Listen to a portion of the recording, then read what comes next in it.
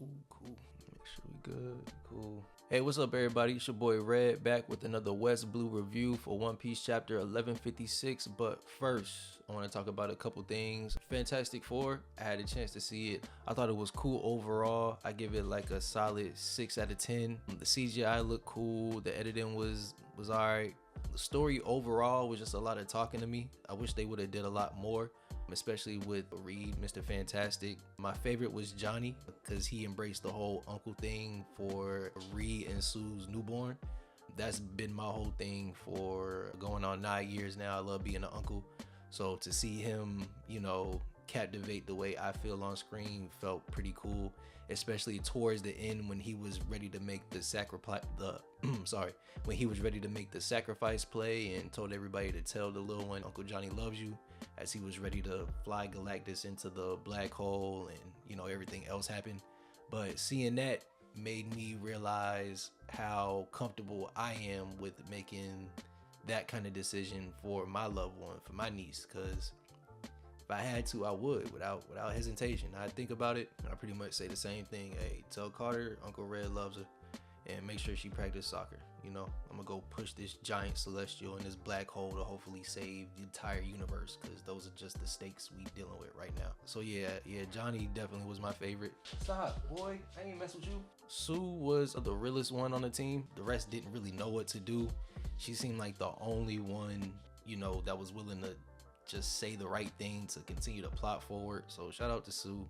Ben was cool. I wish they could have did more with him, would have gave him more to do, but they probably will later on in the other movies. So looking forward to that. Galactus pulled up in a giant size cigarette lighter for a ship.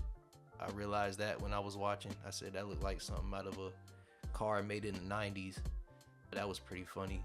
The post-credit scene was crazy. I hadn't looked into the spoilers. I didn't know how it was gonna end, so seeing him there holding their child and then just cutting the black, that got me excited. So I'm ready to see what they do next. My only question is, and I just don't know how they're gonna make these connect, but the end of Thunderbolts, there's a ship like crashing towards Earth and it's the Fantastic Fours, but we didn't get that shot at the end of their movie. So now I'm just more curious as to who's in there, where are they coming from, and why did they have to come here? Why this Earth? So very, very, very confused on that, but yeah, we'll see. But yeah, solid 6 out of 10 for me. We'll see what they do with Doomsday moving forward. They just announced the brand new day was in production, the new Spider-Man. So, we'll see what Tom does. Moving on, I want to talk about this Netflix movie called Raw Peace that I recently saw like the other day. A story about being young, black, and just the grind and having to be responsible for taking your folks out the level they are and moving them up. Based on a true story. And yeah, it was just great. I don't want to give too much away. It's one of those things you sit down and you don't expect to be captivated by, but man, was I blown away. Great storytelling, great editing, great coloring, just a great movie overall. Great insight into this man's life. Yeah, just wasn't expecting to care about it as much as I did, but I do. I hope to make something on that level of storytelling one day. Very inspiring, probably something I'll go back to. Just had to talk about it because I think it was just that good to me. And yeah, shout out to everybody involved in that Raw Piece. Make sure y'all check that out on Netflix. Next, I want to talk about Jamaica. I was able to recently visit for the 3rd time in a row. This time was my first Sunfest. That was pretty cool. I learned about it before visiting, maybe a couple months out. I was trying to figure out what we can get on the island and do that isn't 4 hours away in Portland, where my family's from, just flying into Montego Bay. And that seemed to be like the closest affordable thing that wasn't just, getting in the water. Not saying anything's wrong with that, but like, what can we really do? So that was pretty cool. We got to see Vybz Kartel be crowned the king of dance hall. We got to see Spice, Massacre, and a lot more. Shout out to everybody from promotion, the staff, the sound people, all the artists involved. I had a great time. It was a great time. I did get caught up in the stampedes that occurred during the end of, well, not the end, but sort of towards the end of Vybz getting crowned, like towards the middle of it. I did get caught in that, but we made it out. It was a little scary, but we held it down. Me, my father, and my brother something to talk about for years to come, definitely. But overall, I had a great night. My first Jamaican concert. We'll definitely be going back next year for another one, hopefully. And yeah.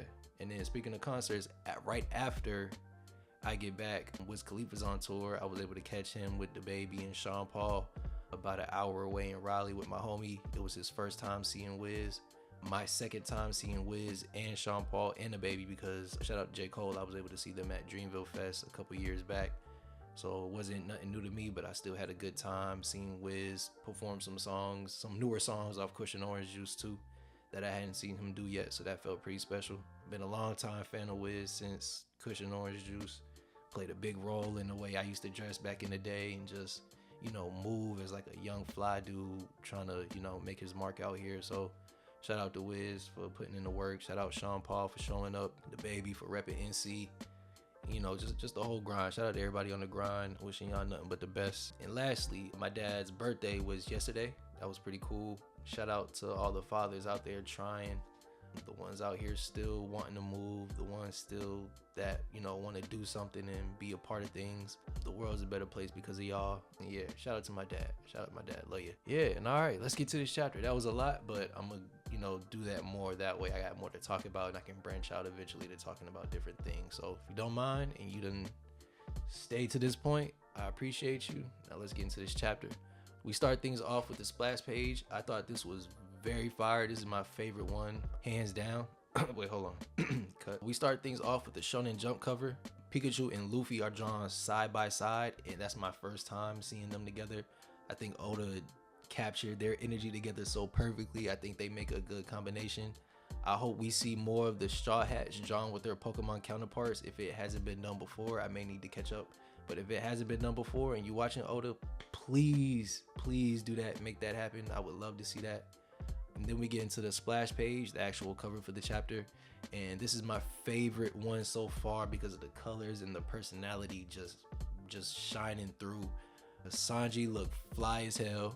And I hope Oda uses this outfit for a whole arc because I want to see Sanji on that. Like, he looks like everything he thinks he is when he's wearing that outfit to me. I don't know. I can't explain it, but I really like it. Gabon looks drawn with plenty of charisma, and he's an inspiration to the old man that I want to be one day for sure. Zoro and Rayleigh are themothy. That's how identifying them. That's just what I'm gonna call them anytime I see them on the same page. That is themothy. That's really all you can say about them. All you really gotta say. And last but not least, this turned out to be a Roger chapter. So shout out to Oda for the little foreshadowing from the jump, placing him right behind Luffy. You know, Oda loves his foreshadowing, so that was pretty cool. Like reading on, like, oh shit, I just saw him at the top, now he right here. So yeah, shout out to Oda for doing that. And then yeah, other than that, we start things off. We're still in the flashback for Loki and Rocks. We get a look at Mrs. Gloriosa in her prime. She looked cool, and she's leading the Kuja Pirates, an all-women exclusive crew with no ties to men. They want nothing to do with men, off limits. I don't mind it. Keep rocking, ladies. She feels like she's the baddest one on the crew, given that she's the captain, until her second in command shows up. Her name is Shaku Yaku, and I'm not gonna say that every video. They call her Shaki or Shaki in the chapter, so that's calling her from now on. But she shows up and she completely outstages her captain. They think she's the baddest one on the sea. But honestly, in my opinion, I think Boa Hancock is better than the both of them. I don't know, it's something about the way Oda drew her. But even then, to me, Boa isn't better than Robin. So yeah, we'll see if he could top that one day. It'll be cool. Out of nowhere, Roger shows up and demands that Gloriosa gives over Shaki, like he's ready to fight her or just straight up just take her for some reason. I don't know what the interest may be in there, but maybe we'll find out later on down the line. I think that's pretty interesting. Gloriosa has the same love sickness for Roger that Boa has for Luffy. So it's cool that she's still, you know, she was able to get over it and she's still here, still short, doing her thing. That's cool. She's not going for it though. Shaki shows up, she shows her face, and she's not going for it. She instantly knocks out both Gabon and Roger like it's nothing because they're simps at heart and they just can't contain their inner simp when they see her and they just get folded. The only real solid nigga on the boat at this moment is Rayleigh, but even he isn't 100% there because all it takes is a wink and he shook. So yeah, you gotta watch out, man.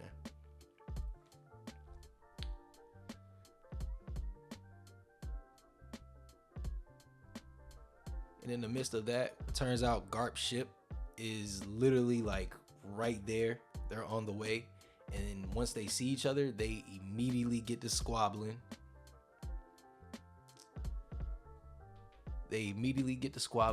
But we don't see a winner. They fight, but we do not see a winner. And this will be very fire when it's animated, because you know Toei loves adding extras. And this might be the first like solid, this really might be the first time we've seen Garp and Roger clash. I think it is. So you know they're gonna throw the extras on there and make it feel special as it needs to. So I can't wait for that. Maybe what, a year or two down the line, whenever they catch up to each other, the anime and the manga. After that, we jump back to Bath, and Loki is in trouble, still being his natural mischievous self. He's on the ground after getting in trouble with some old folks. He's got an attitude. He doesn't care. Just regular young kid stuff, honestly. Ida's trying to show him kindness. Well, not even trying. She's just genuine. She's very genuine. Loki thinks she's doing it to be sneaky and gain some way in the castle, but whole time she's inviting him to live with them outside, like in the tavern. You know what I mean? So, you know, it'll be cool to see him eventually come around, and maybe he'll have a moment after the flashback where he's thinking about what Ida has said to him, and that'll be how him and Hodge reconnect back. They'll have their hug me brother moment from Drake and Josh. Hopefully, that's how I see it. Oda may go completely different, but we'll see. Ida just understands that he's just doing this because, you know, his mother's gone, his pops is always busy, you got people that you don't really know or care for having to take care of you, and you know, you just a kid, man. You've been hurt, you know, so badly from such an early age. Like, she gets it, bro. Like, she's still gonna talk to him with a smile and still offer him love, but he's not going for it. You know, he's been traumatized, and you know, I can't blame him. I can't blame neither one. She's gonna show him love and he's just gonna reject it. You know, they both got their reasons. I'm not mad at it. I just hope he wises up after the flashback. I would love to see that, but if not, I'm not mad at it either way. Loki sees all of this as just, you know, being weak. Him, like, her, Hodge, his dad, the entire country, he just sees it as being weak, and it inspires him to want to join Rox even more. But the narrator tells us it never works.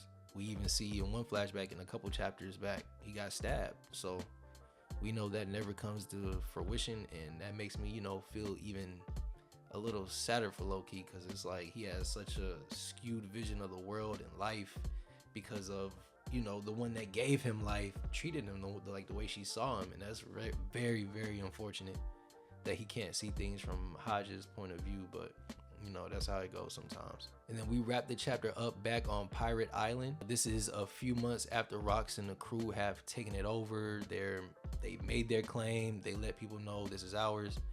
And we see a future Silver Axe. I think he's a member of Rox eventually. He shows up. He's looking for Rox. He's trying to join. Somebody trying to play him like he don't know what he doing. Ends up getting grabbed by the whole by his noggin, and probably thrown or just got his skull crushed or something like that. Just don't be talking to people you don't know crazy. Then after that, we see the island get its iconic eyes that it has. The one that makes it look like a pirate wearing a bandana. We see that happened because Rox thought it'd be better with two holes in it. So he just did it. Yeah. He mentions he's after two specific devil fruits. We don't get the name, but he says one is in Elbath and it's pointless unless Harold is the one that eats it, because then it'll be able to be used to its full power, according to Rox. The second one, he doesn't really say much about, but I'm pretty sure Blackbeard is on his way to it. It's probably the one Blackbeard wants the most, honestly. One of the two is probably what Blackbeard's been looking for this whole time. I don't doubt it in the slightest. Then we get more shots of the crew. We see more members. We see the catfish fishman. He is the most creative to me. I'm ready to see what he does. I want to know where his strength lies, why he joined the crew, what his motives are. A young Kaido, future king of the beast, threatens Herald because they think, you know, why wait, try to be diplomatic when we can just go and take over with brute force. And he gets G-checked straight in the face by Rox's boot. He lets him know, like, don't be talking to my homie. That's a good friend of mine.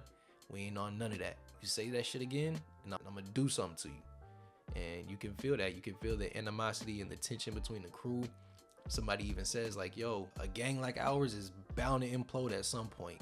But for the time being, let's lock in and cash out on as much as we can before we mess it up. And I ain't mad at that. These guys don't get along. They look like they don't want to get along. We know eventually they break up and Rox gets betrayed. So I guess, you know, we'll see that in the coming chapters. Who knows? I think this is a great setup chapter. The story is as unpredictable as it's ever been because I don't think anybody expected to get the Rox flashback within the low-key flashback, especially after we got the Kuma flashback. So I'm ready to see where it goes. I believe in Oda. I'm ready to see what happens. Shout out to everybody who's tapped in every once in a while. I promise I'm gonna stay more consistent. Try to get more creative with everything. I still got my little sign right up here in the back. I'm gonna have that going every video from now on. And yeah, y'all get outside. Y'all get some sun while it's still warm. Summer's almost over. It was a good one. I think I still got 2 more places to go, but we'll see. And yeah, y'all just stay healthy.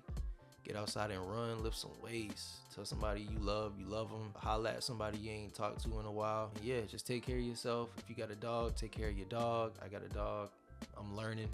And yeah, this is Red with West Blue Reviews. See y'all in the next one. Peace.